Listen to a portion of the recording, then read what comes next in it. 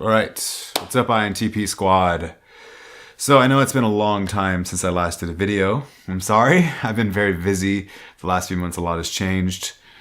I may go into detail that later, but for now, I want to talk about the difference between taking action and thinking about things.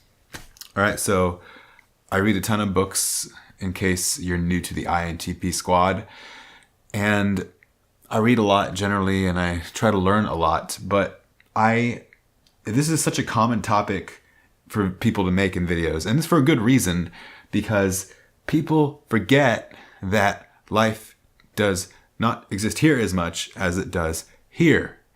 And sort of the paradox about understanding that is that actually thinking about something is different than experiencing it in real life. And it's the very nature of telling someone that it's different to do something than it is to think about it. Your brain is not wired to understand what that means. So for example, if I read a book about business or personality types, whatever it may be, let's go with personality types. So I read about INTP, ENTP, ESTP, I do the hexacode test, I do the big five, I do whatever the latest test is, psychology. I go out there and I'm like, okay, now I've read all about ENTPs, ISTPs, etc. And I have identified myself as an ENTP or an INTP, whatever I may be. I go out into the world and people see me and I'm like, okay, this person is an ENTP. They're definitely not an ESTP. And lo and behold, months later, then I'm like, oh, this person, the same person, is definitely an ISTL. You know, like it's not even on the spectrum. ISTL, that is what they are. And then a few months later go by and, oh, they're actually an ENTSL, whatever that is. And the thing is, this stuff is very flip-floppy. And that's not because it's wrong.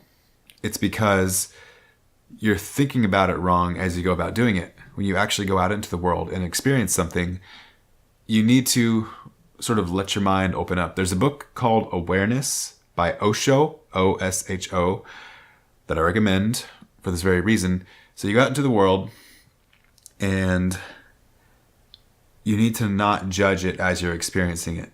Some people may call this getting out of your head. Some people may call it getting present. Meditating gets you there. There are different ways to get there. It's pretty much being in a flow state. It's just, you're not, think about this. When in social interactions, great example, because it's related to personality types. When you actually go into the world and talk to people, if you are thinking about what to say, that is not going to get the outcome that you want. You can think about what's happening a little bit, but just enough. Just enough. Otherwise, most of the social world is played on a very intuitive, flowy kind of level. It's not like, okay, this person said, how are you? What do I say? Do I say, I'm great, thank you? Do you say, no, how are you? Do you say, cheese? Do you ignore them? What do you do? No, it's not like that, guys. It's very intuitive. The issue is, here's what happens when you want to go out and do stuff, whether it's socialize, business, learn a new skill, I don't care.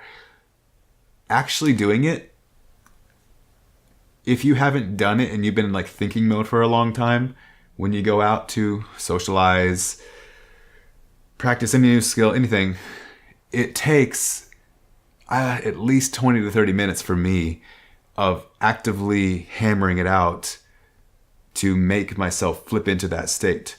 So if I'm talking to someone, say in a social situation, and I've been, deep thinking all week long, it's not going to go that well the first time I try to talk to someone, because I'm, all up in my head thinking, and I will naturally be like, okay, what do I say? Oh, how should I feel about this? What is all the meaning of life? And why does my dog like pizza on Saturday morning? No. Instead, you want to let it flow, sort of feel the energy and the emotion of the situation, because your logical brain, it wants to help you, it's trying to help you, but you gotta let it go whenever you're trying to enter a flow state. Because the flow state is almost defined by the lack of logical thought. It's like You just kind of know what to do. And the only way to get to that state is to let it go. Okay, I know this seems obvious to a lot of you, but it is not. It is not obvious to me over and over again. It seems like, oh yeah, I know how to do this. I know what to do. When in any situation, then every single time because it sneaks up on you. Your head sneaks up on you. You forget that you don't recognize that you're in or out of your head in any given situation. And so you literally block yourself from getting into a flow state. Whether you're learning guitar, it's like, what note do I play? Okay, I went ding, ding, ding. What note is logically the best note to go after this note? I'm trying to make a movie. Okay, I moved the camera this way. Now that I've done this, what would be the best move? Instead of doing that, you should be like, that's cool. Let's try that. Oh, let's try that instead. I like that. And just kind of work your way into it. Okay, guys, I hope that helped. Please tell me that what I am saying is making sense. And not just in a logical way, but in an intuitive kind of way. And ultimately, the best way to live life is, yes, you do need some logic. But if you're an INTP, you definitely get too far onto the logical side, just like me. Or ENTP. Or maybe not all T's, but INTP, ENTP, maybe even ISTP, ESTP. The P's, the J's may be a little bit better about this, but in any case, go out. If you have anything right now, just to conclude, if you have anything you want to do, but you've been thinking about it, just do it. Don't worry about the outcome, okay? Do not worry about what happens. That's your logical mind. It's hard because when you're in that logical state, you're like, you need to let it go. I'm like, let it go. Here, I'll calm down with you. And I will let you go out into the world to do your action. Don't think, do think, but don't think while you're doing it, okay? Peace, young Padawan INTP squad.